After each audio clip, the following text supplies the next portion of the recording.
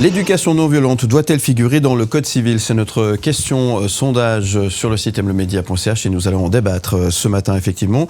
Début mai, le Conseil national a largement approuvé l'inscription du principe d'éducation non violente dans le Code civil suisse. Un vote qui divise pour certains. C'est un progrès important pour la protection des enfants, pour d'autres, dans l'UDC. C'est une ingérence de l'État dans la sphère familiale. Cette mesure soulève des enjeux de fond. Jusqu'où l'autorité parentale peut-elle aller? Le droit peut-il réellement prévenir les violences éducatives? Ce matin, l'éducatrice Karen Guyada est avec nous. Bonjour. Bonjour. J'ai mon prompteur qui est parti aux cacahuètes. Merci, vous êtes avec nous pour nous permettre de décrypter les avancées législatives entre cadre juridique, pratique éducative et valeurs sociétales. Merci d'être là pour nous permettre de comprendre effectivement ces enjeux qui tournent autour de cette question et de comprendre aussi ce que nous allons pouvoir débattre autour de l'éducation non violente. Est-ce que c'est un simple signal politique ou un véritable outil juridique? On va pouvoir faire le tour de la question. Et la question sondage sur le site mlemedia.ch, l'éducation non violente doit-elle figurer dans le Code civil? On jette un petit coup d'œil à notre sondage en ligne sur le site mlemedia.ch. On va y arriver. Ça arrive tout de suite. Voilà, 65%. Vous dites non. Ça vous étonne, ce genre de chiffre, cette réponse? Oui. Oui, personnellement, ça m'étonne. En étant dans le milieu éducatif, je pense qu'au contraire, c'est très positif que ce soit stipulé dans le Code civil.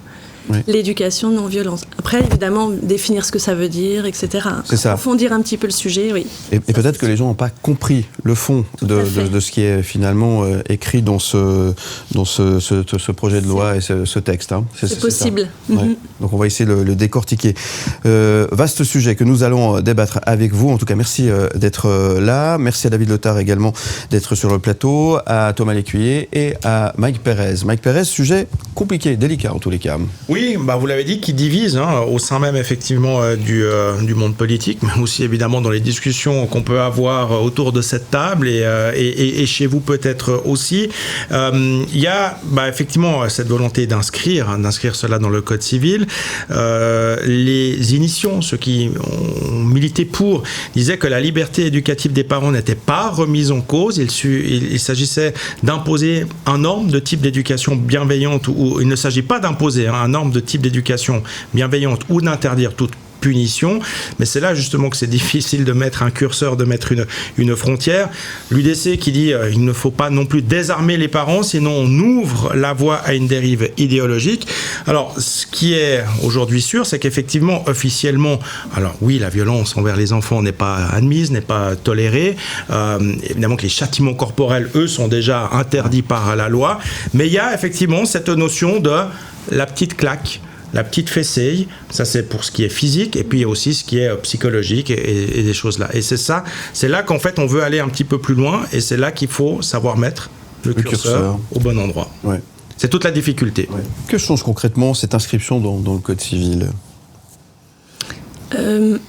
Ce que ça change, c'est que pour moi, ça change le fait que ça conscientise le parent en tant que responsable juridique de la façon dont il traite son enfant. Effectivement, la petite claque au quotidien, on pense que ça n'a pas d'impact. En fait, ça en a un. Et ça doit, à un moment donné, être pris en considération, pris en conscience par le parent. Est-ce que pour vous, c'est une avancée réelle ou c'est un message surtout symbolique ?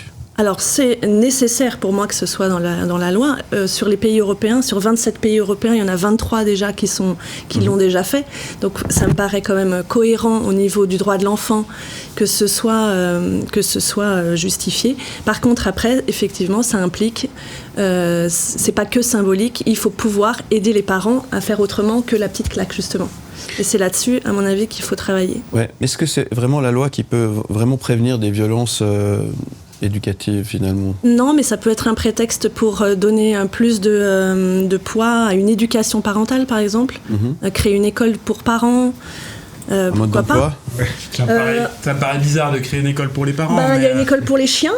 Les propriétaires de chiens. Non, mais regardez, les propriétaires de chiens ont l'obligation de faire l'école pour leurs chiens. On estime que les parents, les personnes ne savent pas éduquer un chien, mais on estime que c'est inné d'éduquer un enfant.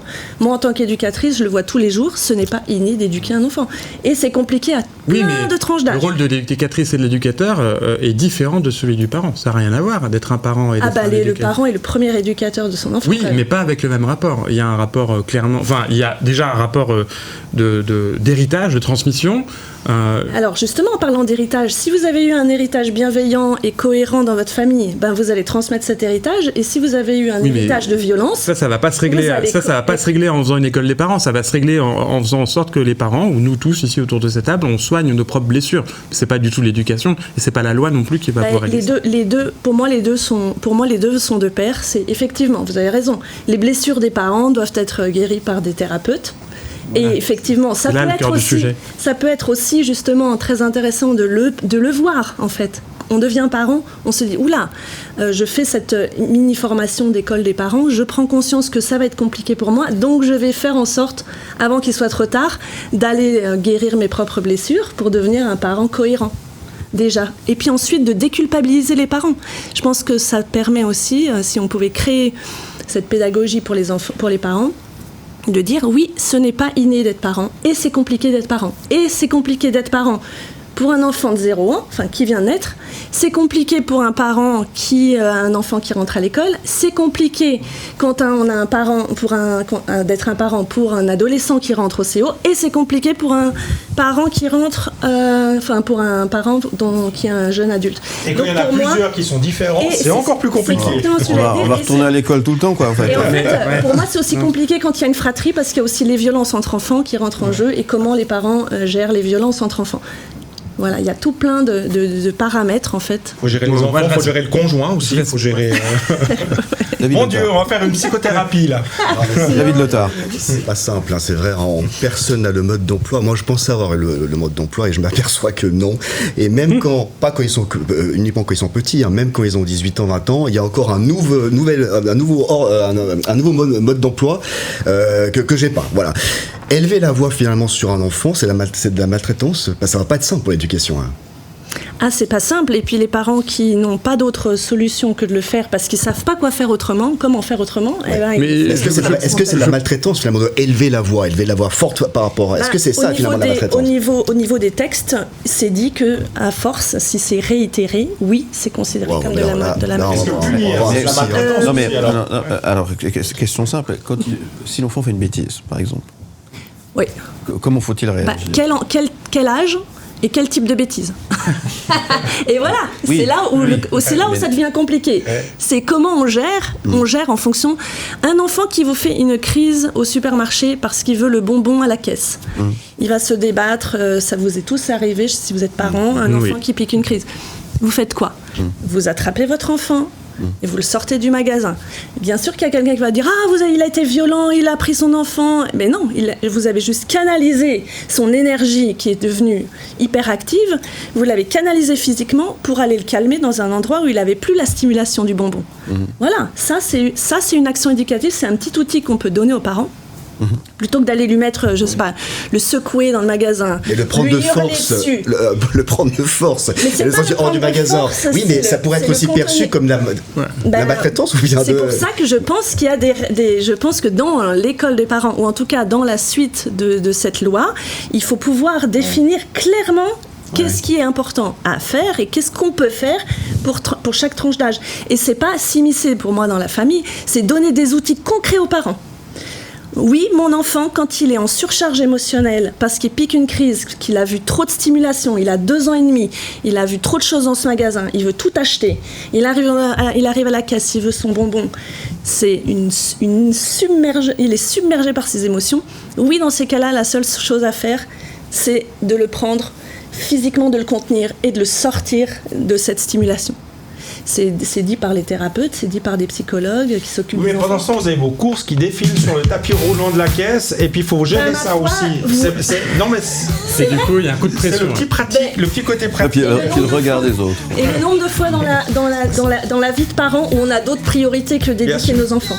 On va aller les caler devant des écrans tout petits déjà pour être tranquille. Parce qu'on a nos SMS à répondre pour le professionnel, parce qu'on est encore en train de bosser. Voilà, il y a plein de situations. Est-ce que ça, c'est de la violence aussi ? C'est aussi quelque part une forme de violence, de mettre les enfants... Moi, je vois des enfants maintenant avec des tablettes sur la poussette. Oui. Donc ils n'ont même plus en fait le loisir de regarder ce qui se passe autour d'eux et de découvrir la vie.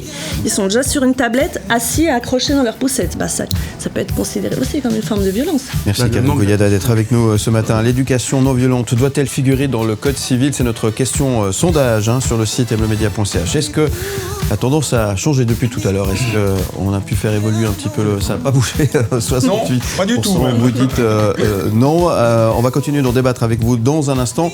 Continuez à réagir. Ça se passe sur le site mlemedia.ch. Je rappelle que vous pouvez prendre part au débat via notre numéro WhatsApp à votre disposition, le 079 121 9000, messages écrits, messages vocaux, et puis via Instagram également. Ça fonctionne très bien. D'ailleurs, on a reçu quelques messages tout à l'heure.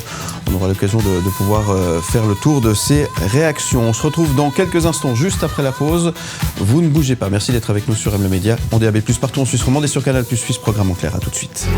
Ni pour, ni contre, bien au contraire. Merci d'être avec nous. Cette question sondage sur le site mlemedia.ch, l'éducation non violente doit-elle figurer dans le code civil ? On vous pose la question, oui ou non. Merci de répondre à cette question sur notre site mlemedia.ch. Éducation non violente, simple signal politique ou véritable outil juridique ? On en parle ce matin avec l'éducatrice Karine Goyada. Merci d'être là ce matin pour nous aider à décortiquer cette problématique. Vous nous disiez tout à l'heure qu'il fallait qu'on retourne à l'école pour peut-être apprendre à éduquer nos enfants. Disons que si je voulais redéfinir un petit peu, ce serait plutôt pour comprendre comment se développe un enfant. Et peut-être ça permettrait à des parents de trouver leurs propres astuces éducatives, mais en comprenant déjà ce qui se passe dans le cerveau d'un enfant. Un enfant est immature quand il naît. De 0 à 4 ans, il y a un stade de développement très particulier. Ensuite, c'est même défini, 0-3 ans, 3-6 ans, 6, tous les 3 ans, en fait, l'enfant évolue, a des besoins différents. Et c'est vrai que le parent, s'il peut avoir déjà des indications sur ce que c'est que le développement concret d'un enfant au niveau physiologique, émotionnel, psychologique, quels sont ses besoins réels. Les besoins réels d'un enfant. Vous insistez bien sur réel. Voilà. Oui. D'autonomie, de confiance en soi. Mais après, moi j'ai l'impression que aussi, chaque enfant est différent, évidemment, et même au sein d'une fratrie, on peut se dire, tiens, j'ai l'impression d'avoir fait plus ou moins bien avec mon premier enfant, je vais faire la même chose avec le deuxième, mais en fait, ça ne s'applique pas du tout, parce que peut-être que le deuxième, il est complètement différent. Alors, tout à fait, dans ces cas-là, justement, si on a pris l'habitude de se dire, ok, je questionne mon mode éducatif, on voit que ça ne fonctionne pas, on sait qu'on peut aller chercher de l'aide. On sait qu'il y a des institutions gratuites, ouvertes, justement, avec des conseils où on peut dire, j'ai un problème avec mon enfant. Il y a aussi maintenant l'interaction entre les deux qui crée aussi des choses. On n'est plus le même parent parce qu'on n'a plus le même âge, on n'a pas le même vécu. Bien sûr que chaque enfant a des besoins différents. Et d'oser aller dire qu'on a besoin d'aide, moi je pense que c'est un progrès. Est-ce que ces conseils peuvent s'appliquer justement à n'importe quel enfant, c'est ça ? Parce que finalement, on peut recevoir des conseils de professionnels qu'on prend évidemment, mais après, il faut savoir à quelque part les appliquer. Faut essayer. De toute façon, c'est un apprentissage au quotidien d'apprendre à connaître son enfant. Et puis aussi, si on lui fait confiance, si on estime que l'éducation, c'est un respect mutuel et un développement de la confiance, on peut aussi demander à l'enfant, de quoi tu as besoin ? Qu'est-ce que je peux faire pour t'aider ? Qu'est-ce que je peux faire pour que ça se passe mieux à la maison ? Et l'enfant, il a des idées. On peut aussi l'écouter parce qu'il nous apprend des choses. Et quand je vous écoute, j'ai l'impression que c'est peut-être pour ça d'ailleurs que le sondage a ses résultats. J'ai l'impression que l'outil législatif n'est pas forcément la réponse. Que la réponse, c'est un outil, comme vous dites, éducatif ou un soutien psychologique, un soutien avec peut-être des formations, des stages, mais que c'est pas la loi qui va résoudre. Il faut donner des outils aux parents, plus que de la réflexion. De mettre des lois et peut-être que la loi va permettre de développer un budget, par exemple, pour l'éducation, parce que peut-être que si les parents, s'ils doivent aller payer leurs cours, ils vont pas le faire. Ou si c'est pas entre guillemets. On paye déjà beaucoup de choses. On paye déjà beaucoup de choses. Ouais. Et quand on a un enfant qui arrive, on doit aussi payer plein de choses pour l'enfant. Donc se dire, je dois aller en plus à l'école me former, enfin entre guillemets. Et prendre du temps aussi. Prendre du temps et de l'énergie pour faire ça. Alors que si c'est mis dans la loi, que à chaque niveau de développement de l'enfant, il y a une mini-formation d'une journée ou des outils qui sont donnés aux parents. Faut-il un permis pour avoir des enfants? Non, alors, faut peut-être pas exagérer. Tout à l'heure, je parlais de l'école des chiens, c'était un peu provocateur, mais c'est vrai que de légiférer l'éducation non violente, c'est dire, ok, on donne quoi comme moyen financier aux éducateurs, aux spécialistes, aux responsables d'établissements, etc., de former les parents. Cette loi suffira-t-elle à vraiment changer les pratiques? Vous pensez que oui? Je pense que certaines personnes vont peut-être réfléchir avant de lever la main sur leur enfant en se disant « Ouf, si je me fais dénoncer par mon voisin parce qu'il entend trop souvent mon enfant pleurer, peut-être que je vais commencer à faire attention. » Ouais. Mais comment accompagner les parents alors, sans les faire culpabiliser justement, ou les culpabiliser? En leur disant qu'ils ont le droit de faire des erreurs, mais que ça ne doit pas devenir la norme et qu'ils peuvent venir demander de l'aide. Moi, je pense que les parents d'aujourd'hui, ils sont fatigués, ils sont mis sous pression. On leur demande tout. Oui. On leur demande d'être des super professionnels, d'être des super parents, d'être des super accompagnants. Ils sont dépassés. Et vous aussi, les éducateurs, vous avez débordé aussi. Parce que oui. Vous n'êtes pas assez. Alors, les éducateurs... Le problème, c'est que si on doit régler des trucs, c'est urgent et on doit attendre beaucoup. Déjà, ça prend du temps parce que les erreurs éducatives, les enfants ont pris des mauvaises habitudes. Donc après, ils les répercutent à l'école. Et puis, on le voit, nous, des enfants qui me parlent mal, ils ne se rendent même pas compte qu'ils m'ont parlé comme si j'étais leur copain de classe. On est obligés, nous, de refaire l'éducation en disant, là, tu ne peux pas me parler comme ça. Je suis un adulte, tu ne peux pas me répondre, ouais, ça va. Frère, ou des choses comme ça. Non, ça tu le gardes pour ton copain si tu veux, ta copine. Il y a une façon de parler à un adulte, il y a une notion de respect. Ouais, mais ça c'est un vrai problème, mais général. On est arrivé dans une société qui veut tout horizontaliser, où il n'y a plus la notion d'autorité ou de verticalité des rapports. Je lis un livre passionnant d'un psychanalyste italien qui s'appelle Massimo Recalcati, qui s'appelle Le complexe de Télémaque, reconstruire la fonction du père. Et il explique notamment que les enfants ont besoin de l'autorité des parents, d'un rapport de verticalité pour transmettre, pour poser des limites, pour dire. Alors il faut voir... Mais autorité et violence, c'est pas la même chose. Non, bien sûr. Exactement, c'est ce que j'allais dire. Autorité, fermeté, cadre, discipline, respect. Oui. C'est essentiel. Mais la claque ne donne pas le respect. Elle inspire la peur, c'est tout. Tout à fait d'accord. Et là, c'est ça, en fait, qu'on essaye de dire. C'est dire, le mode éducatif de la violence ne fonctionne plus et ne peut plus être accepté dans notre société. Parce que, encore aujourd'hui, un enfant sur 7 subit des violences à la maison, en Suisse. Un enfant sur 5 reçoit est victime de violences, physique, oui. Un enfant sur 5, c'est des fessées en Suisse, selon l'Institut de... Oui, violence psychique. Ouais. Du chantage affectif, des choses comme ça. On ne se rend même pas compte que ça crée de la violence psychique. Un enfant sur 5 est puni par des coups sur les fesses. Un enfant sur 10 se fait tirer les cheveux ou gifler. Et 30% des parents blessent leurs enfants avec des mots insultants, violents. T'es un bon à rien, tu seras capable de rien, tu deviendras éboueur. De toute façon, on en a une liste et une liste et une liste. Et ça, on ne se rend même plus compte, en fait. Le parent ne se rend même pas compte que ça fait partie des violences faites aux enfants. Et que, accumulé, ça crée tous les problèmes, les mal-être. Voilà. Effectivement. David Letard. Je témoigne d'un exemple, mais ne le faites pas. Moi, je suis plus dans le dialogue. Absolument. Que la violence, ça c'est sûr. Mais je me souviens quand j'étais enfant, j'étais terrible des fois quand j'étais enfant. Et je faisais quelque chose que j'étais pas très fier. Ma maman a pris le savon, elle me l'a mis dans la bouche. Mais t'arrêtes ça. Je vous promets que plus jamais je l'ai fait de ma vie. Plus jamais j'ai osé dire le mot que j'avais prononcé enfant. Parce qu'en fait, oui, il y avait quelque chose de violent, mais c'était... Je l'ai compris.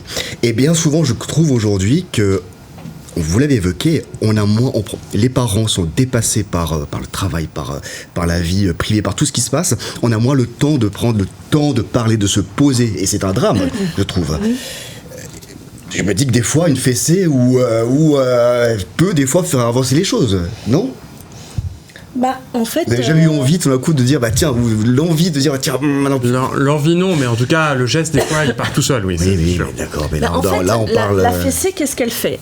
Elle défoule le parent, donc elle fait sortir l'énergie excessive du parent, et parfois elle calme l'enfant sur le moment parce que ça le rend un peu stoïque comme ça, et parfois l'enfant a besoin de quelque chose d'un peu vif comme ça.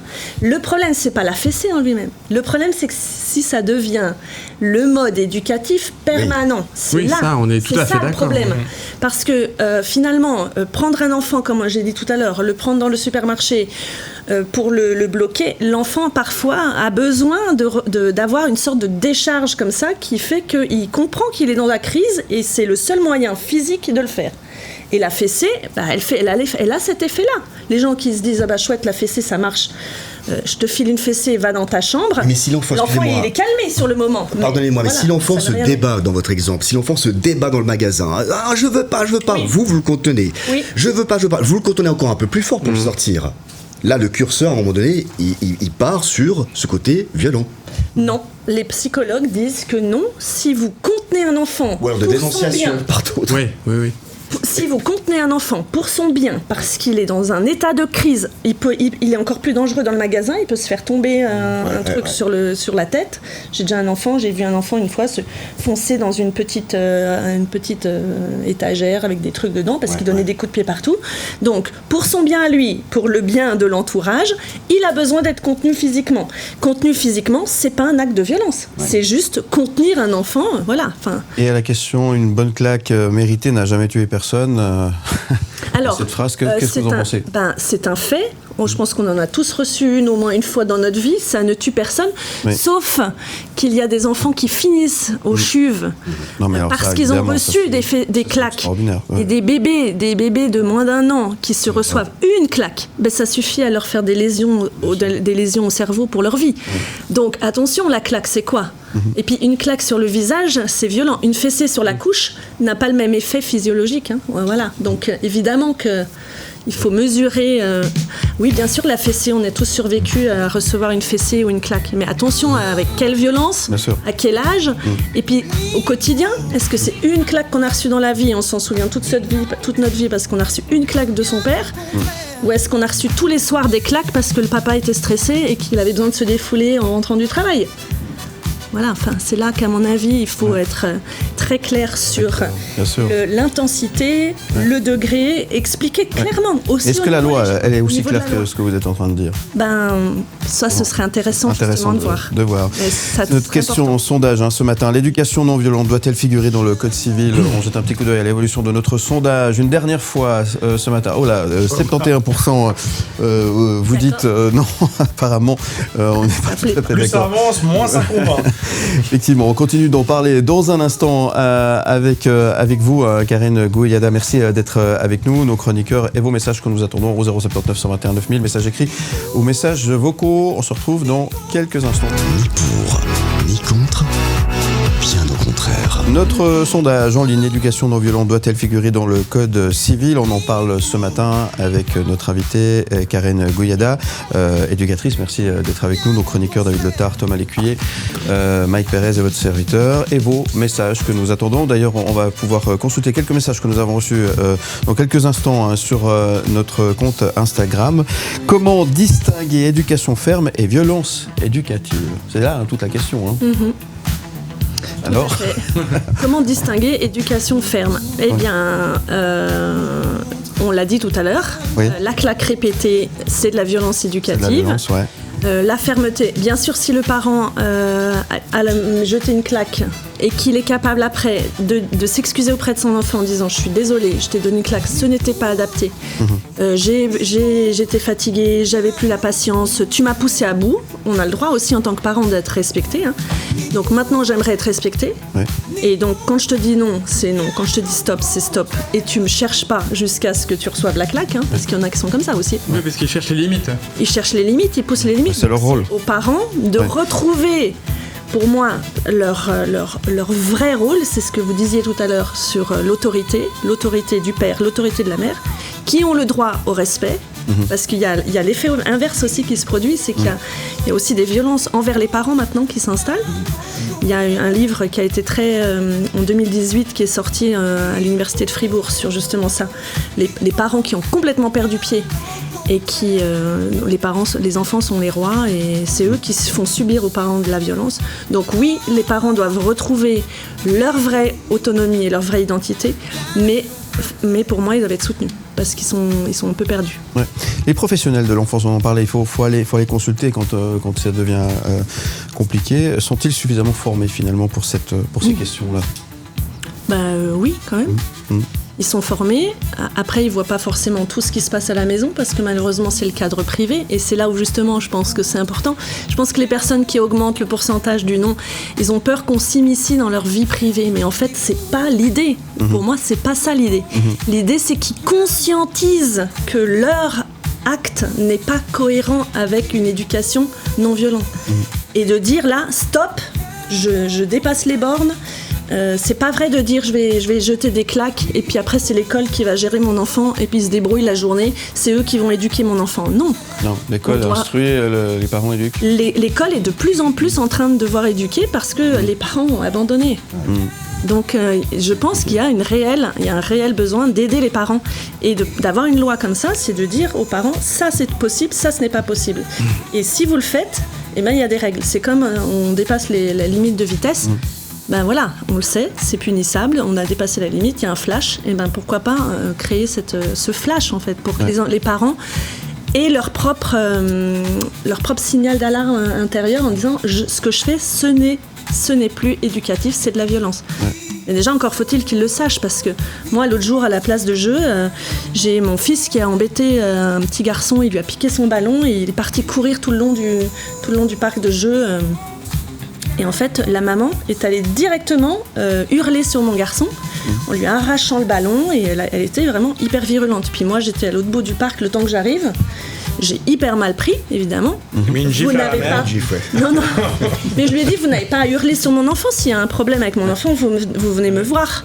Vous n'allez pas vous-même interagir avec mon enfant. Ah, mais vous l'éduquez mal, votre enfant. Si c'était le mien, je peux vous dire qu'à la maison, il se prendrait une bonne raclée. Voilà la réaction de la mère. Et je lui ai dit, est-ce que vous savez qu'ici en Suisse, c'est interdit de poser une raclée ?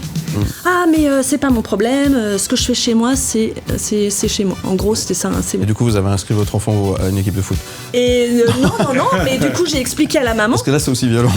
C'est une autre histoire. Ça, c'est une autre histoire. Mais en quoi ce débat révèle un changement plus large avec notre rapport avec l'enfance, évidemment. C'est un débat qui est... ça montre compliqué. Que oui, c'est un débat compliqué. C'est vrai que ça a été banalisé. La violence en famille est banalisée et elle ne devrait pas l'être. Voilà. Karim, nous avons reçu des messages sur notre compte Instagram et c'est Thomas qui fait le modérateur ce matin. On t'écoute. Yasmine nous dit il faut arrêter avec l'hypocrisie. Une claque, ça n'a jamais tué personne, mais l'indifférence ou l'abandon émotionnel, ça oui. L'éducation non violente, c'est bien joli dans les livres, mais dans la vraie vie, ce n'est pas toujours possible. Léa nous dit les gens paniquent parce que l'État ose toucher à la liberté parentale, mais frapper un enfant, ce n'est pas une liberté, c'est toujours un échec. Si tu dois faire peur pour être écouté, c'est que tu as déjà perdu toute autorité. C'est ce que nous avons reçu. Et Nicolas, encore une. Un dernier, oui. Depuis quand c'est l'État qui décide comment je dois élever mes enfants ? On mélange tout, une tape sur la main, ce n'est pas de la maltraitance. C'est comme ça que moi j'ai été élevé et je m'en porte très bien. Alors, on sent que le sujet est délicat. Aussi, On parle de violence, on parle beaucoup des violences physiques, mais comme la première personne a dit, la violence psychique est aussi importante. Et un enfant qui est laissé dans sa couche sale ou qui est laissé dans son lit à hurler pendant 2 heures, c'est de la violence psychique. Donc ça aussi, on doit aider les parents à les soutenir ou la négligence. On n'a pas envie de faire à manger à son enfant, on lui file de la mauvaise... Un fast-food. Ça, c'est pas de la non... Enfin, on va pas non plus rentrer là-dedans, mais si quotidiennement, on nourrit son enfant devant des écrans et puis on prend pas le temps de parler avec lui de sa journée, etc., ben, ça devient de la négligence. Et la négligence est aussi considérée comme de la violence. Et elle a raison, cette personne, quand elle parle de violence psychique, de négligence. Merci beaucoup. Le mot de la fin, il vous appartient. Il est pour vous, Karen. Alors, le mot de la fin. Oui. Donc, pour moi, le temps passe vite, malheureusement. Pour moi, c'est important que ce soit légiféré, pour qu'il y ait une prise de conscience que la violence, elle a des multiples visages. et qu'un enfant évolue avec des besoins différents et que les parents n'ont pas forcément aujourd'hui tous les outils pour aider leurs enfants à grandir au mieux et qui reproduisent trop facilement le modèle éducatif. Le seul qu'ils ont connu, c'est le leur, qui n'est pas toujours évident. Et je pense que de légiférer une loi sur l'éducation non violente permettrait de donner des outils financiers à l'État pour former les parents, les soutenir gratuitement, avoir des hotlines, avoir des professionnels qui sont payés pour aider les parents dans leur vision éducative. Bien, en tout cas, merci d'être venue, Karine Guyana, ce matin. David Lothar. Oui, la Suède a été le premier pays au monde à inscrire le principe d'éducation non violente dans sa législation. C'était en 1979 et par la suite, alors là c'est une petite lueur d'espoir pour nous, le pourcentage ayant eu recours à la violence est passé de 51 à 8% et c'est le même constat pour l'Allemagne. Donc pour la Suisse, on peut imaginer que ça peut aussi bien se passer. Merci. 20 secondes, Thomas Lécuyer. Oui, éduquer un enfant, c'est en prendre soin du mieux qu'on peut. Il n'y a pas de parents parfaits, ça c'est sûr. Donc il faut faire du mieux qu'on peut. Et puis surtout, il faut communiquer, partager, et puis éviter de les laisser à la merci de tablettes ou trop isolés. Ouais. Ouais. Effectivement, Mike Perez. Légiférer, c'est bien. Il faut donner effectivement les outils pour qu'effectivement on puisse mettre ce fameux curseur au bon endroit. Et à titre personnel, je suis bien content d'avoir en grande partie tout ça derrière moi. Et il y a d'autres problèmes effectivement qui arrivent. Petit problème, grand problème. Petits enfants, petits problèmes. Et on en reparlera. C'est la chanson. Mais voilà, c'est vrai que faire des gosses, c'est sympa au début. Sur le principe, voilà. Et après, c'est plus compliqué, quoi. Très bien. Je comprends bien votre rêve. Où tu veux.